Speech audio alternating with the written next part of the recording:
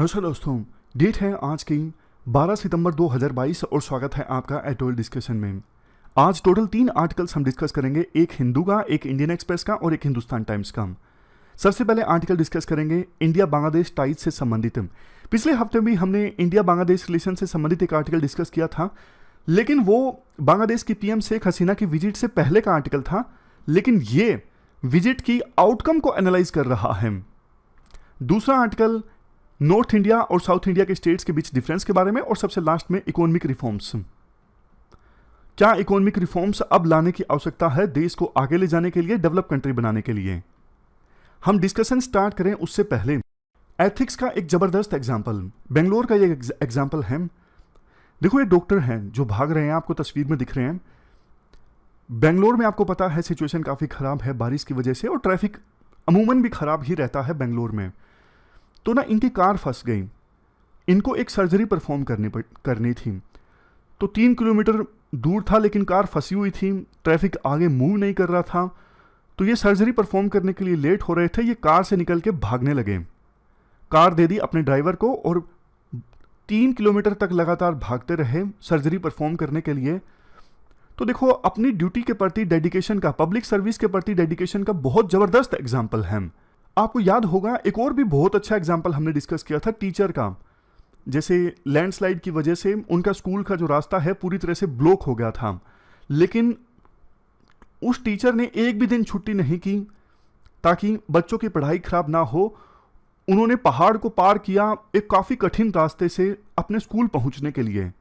तो ये देखो, वो लोग हैं जो एक्स्ट्रा माइल जाते हैं पब्लिक सर्विस प्रोवाइड करने के लिए। आमतौर पर बहुत से ब्यूरोक्रेट्स आपने देखे होंगे, बहुत से गवर्नमेंट ऑफिशियल्स आपने देखे होंगे जिनका रवैया इस प्रकार से होता है, आज नहीं है कल आना, आज टाइम नहीं है। मतलब बहुत से देखो अच्छे भी होते हैं जो मजबूरी समझते हैं कि कोई ये जो पर्सन है जिसको पब्लिक सर्विस प्रोवाइड की जा रही है बहुत दूर से आया है, वो कल नहीं आ सकता, उसका पूरा दिन खराब हो रहा है, उसको वेजेस का भी नुकसान हो रहा है।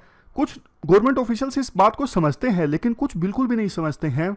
छोटे से बहाने, छोटे से एक्सक्यूज देकर काम नहीं किया जाता पब्लिक का। लेकिन कुछ ऐसे भी होते हैं जो एक्स्ट्रा माइल जाते हैं काम करने के लिए, मतलब जैसे उनकी ड्यूटी नहीं थी, लेकिन ये इंश्योर करने के लिए इस बेचारे का काम पूरा हो जाए, वो कुछ एक्स्ट्रा भी कर देते हैं उसकी सहायता करने के लिए। जैसे एक्स्ट्रा जानकारी दे दी, ऐसे आपका काम हो जाएगा, समझ रहे हो। तो यही एटीट्यूड आपका भी होना चाहिए एज ए एस्पायरेंट। तो चलिए डिस्कशन स्टार्ट करते हैं। फर्स्ट इंपॉर्टेंट आर्टिकल इंडिया और बांग्लादेश रिलेशंस से संबंधित है। आप जीएस पेपर सेकंड के इस टॉपिक से आर्टिकल को रिलेट कर सकते हो। क्या कंटेस्ट है? देखो, 5 सितंबर को बांग्लादेश की प्रधानमंत्री शेख हसीना भारत की यात्रा पर आई थी और 8 सितंबर को उनकी यात्रा खत्म हुई। इस यात्रा से पहले उन्होंने एक इंटरव्यू दिया था बांग्लादेश में, जिसमें उन्होंने कहा कि इंडिया और बांग्लादेश के बीच में आज के समय में एक स्पेशल बॉन्डिंग है। जहां देखो, इंडिया ने बांग्लादेश की मदद की थी पाकिस्तान से आज़ादी दिलवाने में।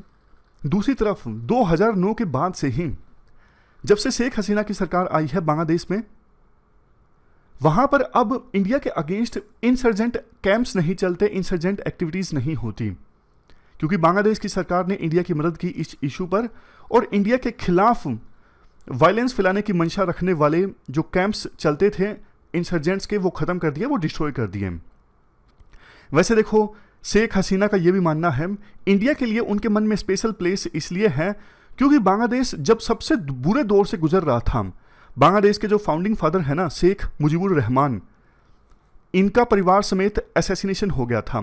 ये शेख हसीना के फादर हैं और बांग्लादेश के भी फाउंडिंग फादर हैं। उस समय शेख हसीना जर्मनी में थी जब इनके पूरे परिवार का असैसिनेशन हो गया। बाद में इंदिरा गांधी जी की सरकार थी उस समय इंडिया में। इंदिरा गांधी ने इनको, यानी शेख हसीना को, भारत में एसाइलम दिया, यानी कि शरण दी। इनकी पार्टी के लीडर्स बांग्लादेश से इंडिया में आया करते थे इनसे मिलने के लिए। मतलब उस समय मुश्किल भरे दौर में इंडिया ने इनको तमाम तरह की सपोर्ट प्रोवाइड की, इसीलिए इनके मन में इंडिया के लिए एक अलग से अफेक्शन है। ये भी एक मेन रीज़न है जिसकी वजह से जब से ये सत्ता में आई हैं, दोनों देशों की गवर्नमेंट्स के बीच रिश्ते बहुत इंप्रूव हुए हैं। जैसे देखो, मान लीजिए ये इंडिया है, ये बांग्लादेश है। दोनों बॉर्डर्स के दोनों ओर ना लैंड एंक्लेव्स थे। जैसे बांग्लादेश में कुछ जमीन ऐसी थी, लैंड का टुकड़ा जो इंडिया के अंडर आता था, और इंडिया के अंदर भी लैंड का कोई टुकड़ा एनक्लेव जो बांग्लादेश की जुरिडिक्शन में आता था। लेकिन दोनों देशों की सरकारों ने रैशनैलिटी दिखाते हुए इन लैंड एंक्लेव्स को आपस में एक्सचेंज कर लिया, क्योंकि ना इन लैंड एंक्लेव्स में रहने वाले लोगों को बहुत दिक्कत आती थी। जैसे ये बांग्लादेश की जमीन है लेकिन इंडिया के अंदर है और आसपास पूरा इंडिया है, तो बांग्लादेश यहाँ पे बिजली नहीं प्रोवाइड कर सकता था, पानी नहीं प्रोवाइड कर सकता था, तो लैंड एक्सचेंज होना जरूरी था और वही हुआ। 2014 में ना एक मैरीटाइम बाउंड्री को लेके वर्डिक्ट आया था। ये जो वर्डिक्ट दिया गया था ना परमानेंट कोर्ट ऑफ आर्बिट्रेशन के द्वारा, इसमें देखो बांग्लादेश की जीत हुई थी। इंडिया चाहता तो वर्डिक्ट को मानने से इनकार कर सकता था, क्योंकि चाइना के खिलाफ भी सिमिलर वर्डिक्ट आया था, फिलीपींस के पक्ष में आया था, तो चाइना ने मानने से इनकार कर दिया। इंडिया भी चाहता तो मानने से इनकार कर सकता था, लेकिन इंडिया ने बड़ा दिल दिखाया और इस वर्डिक्ट को मान लिया। मैरीटाइम बाउंड्री एग्रीमेंट साइन हो गया इंडिया और बांग्लादेश के बीच में। अभी देखो 4 स्पेसिफिक इश्यूज हैं जो बांग्लादेश के लिए कंसर्निंग है। सबसे पहले रोहिंग्याज का इशू है। म्यांमार से ऑलमोस्ट 11 लाख जो रोहिंग्याज है ना, वो भागकर बांग्लादेश में आ गए। वो आज के समय में बांग्लादेश की धरती पर रह रहे हैं। तो इससे देखो बांग्लादेश के रिसोर्सेज पर भी काफ़ी नेगेटिव इम्पैक्ट पड़ रहा है, काफ़ी बर्डन है उन रोहिंग्याज का बांग्लादेश के ऊपर। और बांग्लादेश की उम्मीद ये है इंडिया से कि इंडिया थोड़े बहुत रोहिंग्याज को एकोमोडेट करे, बांग्लादेश की हेल्प करे उन्हें वापस भेजने में म्यांमार। तो ये पहला कंसर्निंग इश्यू है बांग्लादेश के लिए। दूसरा, तीस्ता रिवर के पानी को लेकर जो बंटवारा है, ये बांग्लादेश के लिए काफ़ी इमोशनल इशू है। लेकिन अब पानी की जरूरत तो देखो वेस्ट बंगाल में भी है, तो वेस्ट बंगाल की जो सरकार है वो और अधिक पानी नहीं देना चाहती बांग्लादेश को, तो कुछ एक बीच का रास्ता निकालना जरूरी है। लेकिन अभी तक तीस्ता रिवर के पानी को लेकर कोई भी एग्रीमेंट नहीं साइन हो सका है। Next, growing cooperation between Dhaka and Beijing. जहां एक तरफ देखो आज के समय में इंडिया और बांग्लादेश के बीच रिलेशंस अच्छे हैं, लेकिन इसके साथ साथ चाइना का भी जो इन्फ्लुएंस है वो बांग्लादेश के ऊपर बढ़ता जा रहा है। तो इंडिया को डर है कहीं चाइनीज प्रेजेंस अगर बांग्लादेश में बढ़ी तो इंडिया की सिक्योरिटी कॉम्प्रोमाइज हो सकती है और कल को बांग्लादेश चाइना की साइड ले सकता है। लेकिन इसे एड्रेस करने के लिए शेख हसीना ने बोला था हमारी कोई इच्छा नहीं है इंडिया और चाइना के बीच इश्यूज में अपनी नाक घुसाने की। नेक्स्ट पॉइंट, बांग्लादेश में ना हिंदू माइनॉरिटीज के अगेंस्ट काफी अटैक्स हुए हैं। ये इंडिया के लिए काफी कंसर्निंग चीज है। कोशिश तो कर रही है, आज की बांग्लादेश की जो सरकार है ना वो सेकुलर है और बांग्लादेश की सरकार कोशिश भी कर रही है इन अटैक्स को रोका जाए। बांग्लादेश का कहना है देखो माइनॉरिटीज के अगेंस्ट, मुस्लिम माइनॉरिटीज के अगेंस्ट तो इंसिडेंट्स इंडिया में भी होते हैं, लेकिन दोनों देश ये प्रयास करते हैं माइनॉरिटीज के अगेंस्ट इंसिडेंट्स कम से कम हो ना हो। तो ये 4 स्पेसिफिक इश्यूज हैं जो बांग्लादेश के लिए कंसर्निंग है। एक अच्छी चीज देखो इंडिया और बांग्लादेश के रिलेशंस में ये है हाई लेवल विजिट्स काफी हुई हैं। पिछली बार 2019 में बांग्लादेश की प्रधानमंत्री शेख हसीना भारत की यात्रा पर आई थी, उसके बाद तो कोविड आ गया था तो नहीं आ सकी। लेकिन हमारे देश के प्रधानमंत्री मोदी जी मार्च में गए थे 2021 में बांग्लादेश की यात्रा पर और दिसंबर 2021 में देश के प्रेसिडेंट गए थे। अब दोनों देशों के बीच में रिश्ते इसलिए भी स्पेशल हैं क्योंकि बर्थ एनिवर्सरी थी हाल ही में बांग्लादेश के फाउंडिंग फादर शेख मुजीबुर रहमान की। 50 साल पूरे हो चुके हैं, दोनों देशों के बीच डिप्लोमेटिक रिलेशंस एस्टैब्लिश हुए और 2021 में बांग्लादेश को आज़ादी मिले 50 साल पूरे हो गए थे। तो 2021 का साल काफ़ी इंपॉर्टेंट था इस सब लिहाज से। 100 साल पूरे हो गए थे शेख मुजीबुर रहमान जो फाउंडिंग फादर है बांग्लादेश के, उनका जन्म हुए, 50 साल पूरे हो गए थे, डिप्लोमेटिक रिलेशंस एस्टैब्लिश हुए पिछले साल और आज़ादी मिले भी बांग्लादेश को 50 साल पूरे हो गए थे। तो ये जो हाई लेवल विजिट्स है ना ये रिश्तों को और ज़्यादा मजबूत बनाती हैं। अभी हाल ही में बांग्लादेश की पीएम जो भारत की यात्रा पर आई, 7 एग्रीमेंट्स हुए मेनली अलग अलग एरियाज में, water sharing, railways, science and technology, space, media, capacity building. इस विजिट की कुछ मुख्य आउटकम्स की हम बात करें, सबसे पहले देखो सिक्योरिटी को लेकर अभी जो अच्छा कोऑपरेशन होता है ना इंडिया और बांग्लादेश के बीच ये जारी रहेगा। सिक्योरिटी कोऑपरेशन जैसे देखो counter terrorism, border crimes, border management, इन सब इश्यूज पे दोनों देशों की आर्मी, दोनों देशों की सरकारें आपस में कोऑपरेट करती हैं, ये चलता रहेगा। नेक्स्ट पॉइंट, डेवलपमेंट पार्टनरशिप जो दोनों देशों के बीच में काफ़ी मजबूत है ऑलरेडी, इसे और मजबूत बनाया जाएगा। और सिमिलर पॉइंट्स जैसे ट्रेड अभी दोनों देशों के बीच में होता है $18 बिलियन का, इसे नई ऊंचाइयों पर ले जाया जाएगा। सप्लाई चेन्स जो हैं उन्हें और ज़्यादा रिजिलियंट बनाया जाएगा। कल को क्राइसिस आ जाते हैं जैसे कोविड-19 के दौरान आ गए थे, तो दोनों देशों को परेशानी का ना सामना करना पड़े। जैसे एग्जांपल के तौर पर देखो, चाइना पे डिपेंडेंट थे इंडिया भी, बांग्लादेश भी, कई सारी चीज़ों के लिए, लेकिन चाइना ने अपने बॉर्डर्स क्लोज कर लिए थे तो इंडस्ट्रियल एक्टिविटीज़ रुक गई थी। Next point, comprehensive economic partnership agreement, इसके लिए नेगोशिएशंस स्टार्ट हो चुकी हैं और उम्मीद ये है 2020 ये वो साल है जब देखो बांग्लादेश से लीस्ट डेवलप कंट्री का स्टेटस छिन जाएगा। और इससे पहले अगर सेपा यानी comprehensive economic partnership agreement sign हो जाता है इंडिया और बांग्लादेश के बीच, तो ट्रेड और भी ज़्यादा बूस्ट हो जाएगा। नेक्स्ट पॉइंट कनेक्टिविटी से संबंधित है। कनेक्टिविटी के मामले में देखो दोनों देशों ने ना बहुत अच्छे स्टेप्स उठाए हैं, खास करके पिछले 10 सालों में।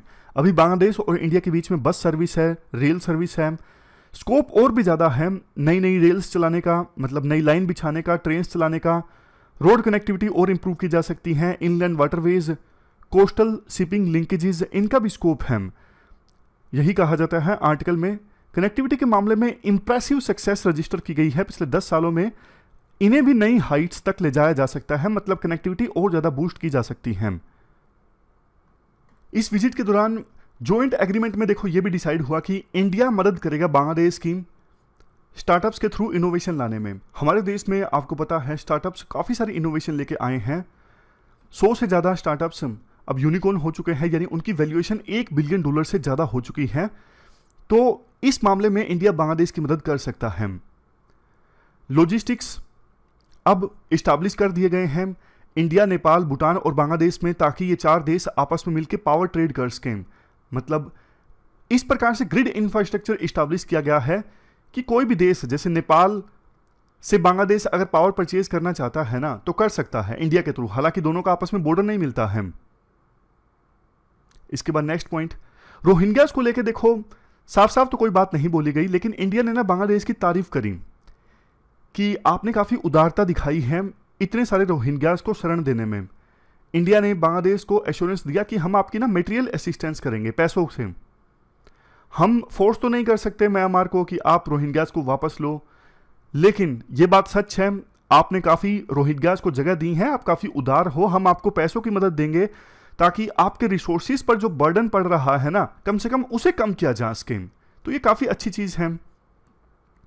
तीस्ता को लेकर कोई एग्रीमेंट साइन नहीं हुआ और उम्मीद भी नहीं थी, क्योंकि वेस्ट बंगाल मान नहीं रहा है, क्योंकि वेस्ट बंगाल में 3 डिस्ट्रिक्ट्स के किसानों के हित भी प्रभावित होते हैं तीस्ता रिवर का पानी बांग्लादेश को देने से। लेकिन देखो एक और रिवर को लेके पानी का एग्रीमेंट साइन हुआ, कुशियारा, एथिक्स का एक जबरदस्त एग्जांपल। इसके साथ साथ ये भी डिसाइड हुआ एग्जांपल है, कुशियारा रिवर के पानी को लेकर तो एग्रीमेंट साइन हो गया। इसके साथ साथ ये भी डिसाइड हुआ जो दूसरी 54 में आपको पता है सिचुएशन काफी दोनों देशों में बहस की वजह से और ट्रैफिक उसको लेकर डेटा एक्सचेंज किया जाएगा इंडिया और बांग्लादेश के बीच, प्रायोरिटी सेट की जाएंगी और इनको एक सर्जरी पानी के बंटवारे को लेकर थी। एग्रीमेंट साइन करने के लिए कम से कम एक फ्रेमवर्क फॉर्मुलेट किया जाएगा और दोनों देश उसी फ्रेमवर्क पर आगे बढ़ेंगे ताकि फाइनल सर्जरी परफॉर्म करने के लिए लेट हो रहे थे, ये कार से निकल के भागने लगे। नेक्स्ट कार दे दी अपने ड्राइवर को और राइटर कहते हैं देखो ये तो नहीं पता किलोमीटर तक चाइना भागते रहे, रिलेटेड सर्जरी पर चर्चा हुई थी या फिर नहीं हुई थी। तो देखो अपनी ड्यूटी के प्रति डेडिकेशन का, पब्लिक सर्विस के प्रति डेडिकेशन का बहुत जबरदस्त एग्जांपल। भारत के जो फॉरेन सेक्रेटरी है ना विनय क्वात्रा, उन्होंने ये जरूर कहा, इसे बोलते हैं एक्स्ट्रा माइल जाना अपनी बातचीत होती है ना परफॉर्म करने के लिए। तो हर तरह की कंसर्न्स, प्रायोरिटीज, इंटरेस्ट सब पे चर्चा होती है। को वो एक्सक्यूज कर सकते हैं। जो स्टेटमेंट में ये तो नहीं कहा गया कि माइनॉरिटीज की प्रोटेक्शन करेगा बांग्लादेश, मतलब हिंदू माइनॉरिटीज की, लेकिन बांग्लादेश वैसे ही बार बार इस बात को दोहराता रहता है, हम कमिटेड हैं बांग्लादेश में हिंदू माइनॉरिटीज की सुरक्षा के लिए।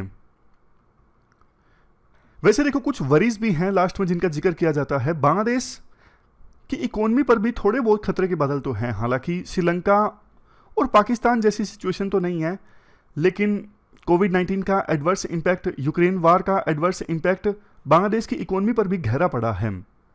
तो इस वजह से फ्यूल प्राइसेस काफ़ी बढ़ गए हैं बांग्लादेश में, फॉरेन करेंसी का इरोजन हुआ है, मतलब बांग्लादेशी रुपी जो है वो काफ़ी गिर गई है डॉलर के मुकाबले में।